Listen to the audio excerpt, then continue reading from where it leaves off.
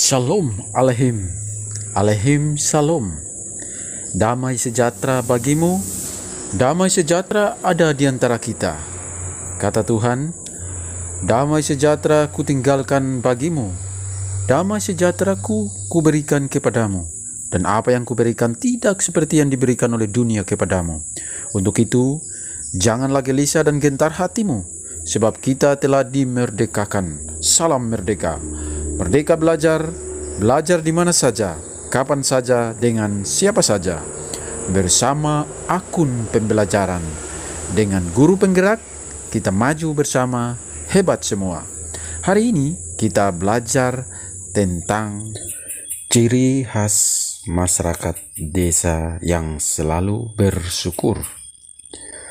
Terinspirasi dari Habakuk 3 ayat 17 sampai 18 yang berbunyi, sekalipun pohon ara tidak berbunga, pohon anggur tidak berbuah, hasil pohon zaitun mengecewakan, sekalipun ladang-ladang tidak menghasilkan bahan makanan, kambing domba terhalau dari kurungan, dan tidak ada lembu sapi dalam kandang.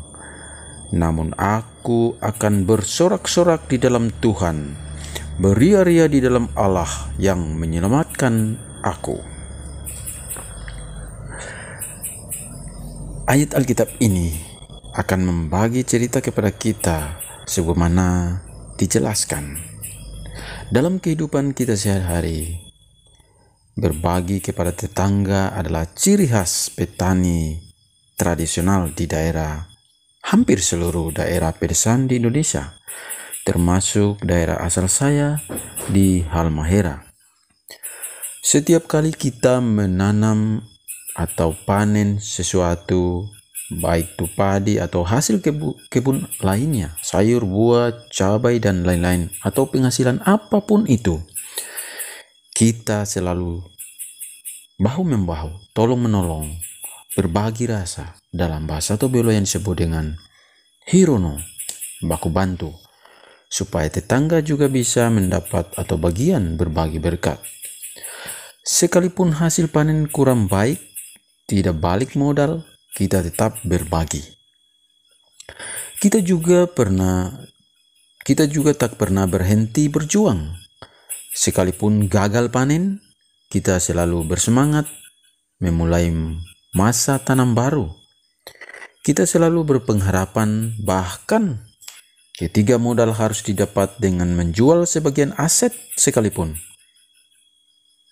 Itulah ciri khas orang tua-tua kita dulu sebagai falsafah petani.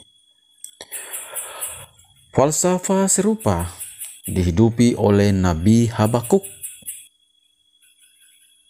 Meskipun pada masa itu keadilan muncul terbalik, yang benar dikatakan salah dan yang salah dikatakan benar. Israel yang disebut-sebut sebagai bangsa pilihan harus mengalami pembuangan di Babel, ditindas oleh orang Kasdim.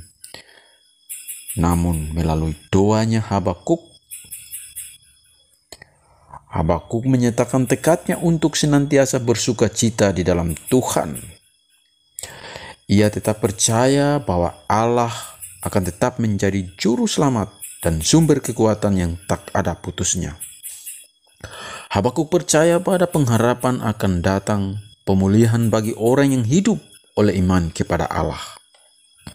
Saudara-saudara yang dikasihi Tuhan, iman sejati tidak akan pernah kehilangan asa.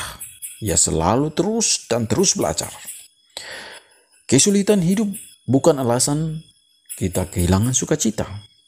Dia terus menggali pengalamannya.